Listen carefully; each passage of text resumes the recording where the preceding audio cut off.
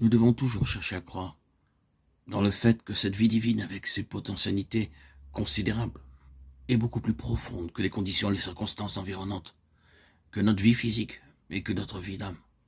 À moins que nous saisissions cela et que nous le tenions fermement, nous n'avons pas le terrain de la victoire. Quand nous sentons que cette mort est agissante avec une force très intense dans le domaine de notre corps, quand nous la sentons agir dans le domaine de notre âme et que tout, dans notre vie de sens, nous parle de mort, nous sommes trop souvent en danger d'abandonner notre entière position.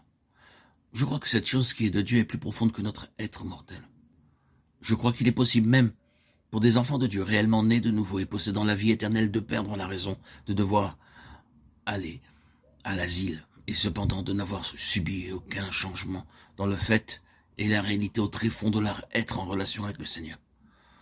Nous touchons ce point pour mentionner ce que nous voulons dire, à savoir que si notre vie rationnelle est la somme totale de notre vie, alors c'est une bien pauvre perspective que la nôtre. Si notre bon sens ou notre équilibre mental humain est le fondement du fait que nous sommes enfants de Dieu, alors plusieurs d'entre nous auraient de temps à autre une vraie raison de douter de la réalité de leur nouvelle naissance. Et si cela est vrai dans le domaine mental, cela l'est également dans le domaine physique. Cette vie du Seigneur est beaucoup plus profonde que cette vie mortelle, que notre être mortel.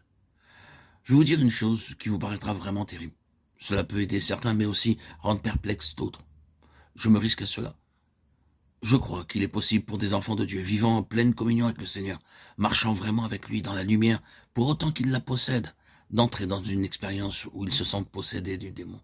Je veux dire qu'ils perdent tout sens d'être en contact avec le Seigneur et qu'il est avec eux, et ils combattent et luttent contre des forces du mal qui semblent être en eux-mêmes.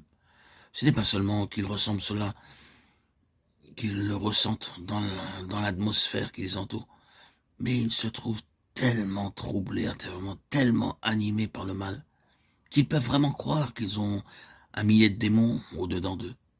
Il paraît terrible de dire cela d'un enfant de Dieu, n'est-ce pas?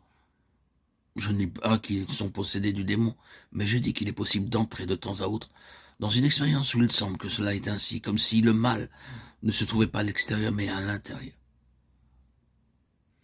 En des moments semblables, toute patience bienveillante semble vous avoir déserté, toute quiétude, toute prise de contrôle semble s'en aller, tout esprit de vie semble s'évanouir, et vous trouvez que vous êtes dans le tourbillon d'un terrible conflit, qui est l'enfer lui-même.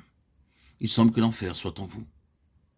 Pardonnez-moi si vous pensez que j'ai entièrement tort, mais je crois que c'est une expérience possible pour un véritable enfant de Dieu. Et je crois de tout mon cœur que l'explication de cela est que Dieu a une intention spéciale dans une telle vie. Et le diable a soulevé toutes les forces de l'enfer dans un antagonisme diabolique pour submerger cette vie